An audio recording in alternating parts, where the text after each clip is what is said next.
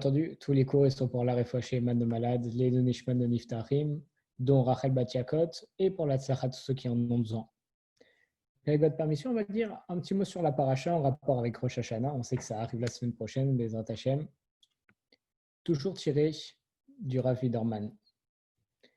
Le Baal HaTanya, il nous enseigne une fois, au nom de son maître qui était le Maggid de Mesrich, qui a enseigné lui-même au nom du Baal Shem Tov, que justement, ce Shabbat qui précède Rosh Hashanah, on ne va pas bénir le mois de Tishri, parce qu'on sait que généralement, tous les Shabbatot qui précèdent un nouveau mois, on fait une bénédiction spéciale pour le mois.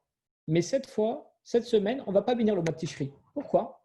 Parce qu'en réalité, on dit que c'est Akadosh Baruch Hu directement qui va bénir le mois et qui va avoir le pouvoir de bénir tous les autres mois de l'année. C'est pour ça qu'on ne va pas bénir ce mois en particulier. Le Ber Maim Chaim il explique que toutes les bénédictions, les bienfaits, les bontés que justement on va avoir durant la semaine, c'est grâce au Shabbat qu'on a passé avant. C'est-à-dire par rapport au Shabbat que par exemple je vais passer demain, c'est ça qui va déterminer toute ma semaine prochaine, comment je vais la vivre. Et c'est la raison pour laquelle le Shulchan Aruch, il nous dit qu'on doit obligatoirement faire la paracha de Nitzavim, juste avant, durant le Shabbat, juste avant Rosh Hashanah. Pourquoi? Parce que, comme le Zohar il nous dit, les premiers mots de la paracha, c'est quoi? Atem nitzavim kolchem yom lifnei Hashem Elokechem. Vous voici, vous vous tenez aujourd'hui debout devant Hashem. Et ça fait allusion justement au grand jour de Rosh Hashanah. Pourquoi? Parce que justement, à Rosh Hashanah, on va tous se tenir debout en file indienne face à Kadosh Baruch Hu et on va tous comparaître face à Kadosh Baruch Hu. C'est pour ça qu'on nous dit qu'on doit forcément lire Nitzavim avant Rosh Hashanah, parce que c'est ça qui va nous faire le clin d'œil à Rosh Hashanah. On va aussi rapporter des paroles au nom du Rav Pinchas de Koritz, qui nous dit que justement c'est au moment de Seuda Shlishit, le troisième repas de Shabbat, qu'on va décider dans le ciel de la conduite qu'Akadosh Baruch Hu va avoir face à chaque juif durant le jugement. Et aussi, on explique que durant ce troisième repas, les kabbalistes, ils l'appellent Seudat de Zeir Anpin. C'est le repas de la petite face. Qu'est-ce que ça signifie? Ça évoque en fait le fait que l'homme va être humble à ses propres yeux. Et Rabbi Shemrem Vorvei Voker, il ajoute que les deux choses, en réalité, elles sont totalement liées. Parce qu'au moment de la Seuda Shlishit du Shabbat qui précède Rosh Hashanah, on va demander spécialement que Akadosh Baruch Hu, justement, il va nous aider à acquérir l'humilité et la soumission nécessaire pour bien être jugé le jour de Rosh Hashanah. Parce que comme on voit dans le traité Rosh Hashanah au Daf Kavav Amud Bet, on nous dit que plus l'homme il se soumet à la volonté divine, plus Akadosh Baruch Hu, il va faire attention à lui et mieux ça sera pour lui pour son jugement. Et en effet, le sage il nous explique qu'en réalité, toute l'année, celui qui est pauvre au début de l'année, il va s'enrichir à la fin. Comme on voit aussi dans la Gemara Rosh Hashanah, au Daf Tetzaïn Amud Bet. Et Tosfot, il nous explique que justement, les Béné Israël, ils se considèrent comme des pauvres au début de l'année. Leur cœur, il est contrit. Et c'est pour ça qu'on va les prendre en pitié dans le ciel et qu'à la fin, on les enrichira. Ça doit constituer en réalité un formidable encouragement pour nous tous. Parce que très souvent, voilà, Rosh Hashanah, il arrive, on est prêt, on se prépare à bien faire la fête. Et là, on commence à faire la tefila et on a un coup de Yetzer Hara énorme, de mauvais penchants énormes. On n'arrive pas à se concentrer, on n'arrive pas bien à prier. Et justement, ça commence à nous décourager. On dit, on arrive à Rosh Hashanah, j'arrive même plus à prier avec ferveur ni quoi que ce soit. Parce qu'on sait que plus une personne est grande, plus son âme est grande, plus son Yetzer Hara est grand.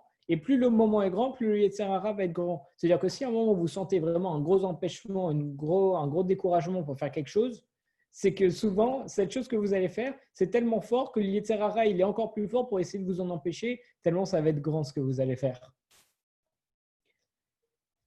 Et justement, l'homme, il est censé, au lieu de se décourager, se réjouir donc que le Yetzer Hara, il vienne l'embêter.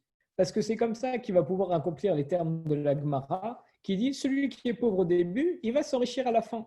Donc, on peut compter sur le fait que grâce à ça, l'année, donc elle va commencer pauvrement, étant donné que les premières tfilotes, qui vont être celles de Rosh Hashanah de la nouvelle année, elle risque, si Chas v'Shalom, on a un coup de Yetzer Hara, d'être pas top. Mais dans ce cas-là, en réalité, donc on va commencer de façon pauvre, mais on va s'enrichir aussi bien matériellement que spirituellement à la fin de l'année, comme nous dit la Gemara.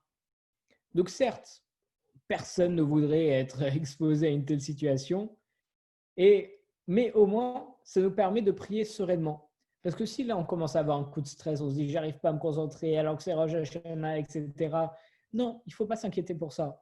Déjà, on sait que c'est Dieu qui contrôle tout. Et en plus de ça, grâce à l'Agmara, on sait que si on a un petit coup de mou, un coup de pauvre, alors on s'enrichira à la fin de l'année. Donc, on peut prier sereinement, mais que tout ça, c'est pour le bien, et ça, c'est porteur de plein de bénédictions. Une année, on a Rabbi Shalom Shachna de Peravichet qui a prié dans la de son grand-père, qui était le meilleur Enaïm de Tchernobyl. Et il a prié Mincha la veille de Rosh Hashanah. C'est quoi Mincha la veille de Rosh Hashanah? C'est la prière, c'est la dernière prière de l'année. Parce que juste après, on va passer à Arvit, on sait que le jour commence la veille au soir, ce qui fait que dès le soir, on va passer à Rosh Hashanah, à la nouvelle année. Donc il a prié Mincha dans la synagogue de son grand-père, qui est la dernière prière de l'année. Et c'est au moment de cette prière, quand il commence à prier, là, il a un manque de kavana, un manque de ferveur énorme et il n'arrive pas à se concentrer, le pauvre.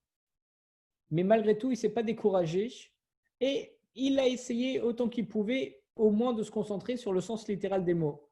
Vous savez que c'était un grand érudit, un grand sage qui pouvait penser à plein de choses pendant la tefila avec beaucoup de ferveur. Là, il n'y arrivait pas. Alors au moins, il a essayé de penser au sens simple des mots qu'il prononçait pendant la prière. Et à la fin de sa prière, on a le meilleur Enaïm qui lui a demandé, dis-moi, à quoi tu as pensé durant ta prière? Comment tu as une telle ferveur? Parce que grâce à toi, il y a des myriades d'âmes qui ont pu être réparées. Et là, on voit que c'est extraordinaire. Parce qu'il n'arrivait pas à avoir beaucoup de ferveur. Alors bien entendu, et par rapport à moi le premier, son manque de kavana qu'il a pu avoir ce jour-là, c'est déjà, sa kavana, elle est bien, bien au-dessus de la mienne. Je me permets de parler pour moi, mais c'est aussi à un tout autre niveau. Mais il n'empêche qu'il n'a pas réussi à avoir la kavana qu'il avait d'habitude. Alors que c'est quand même la dernière prière de l'année, c'est important. Et là, donc il s'est juste fixé sur le sens littéral des mots et on est venu voir, le meilleur Renaïm, il est venu voir, il lui a dit, c'est extraordinaire, grâce à ta prière, elle a été tellement forte, elle a sauvé des myriades d'âmes, elle les a toutes réparées.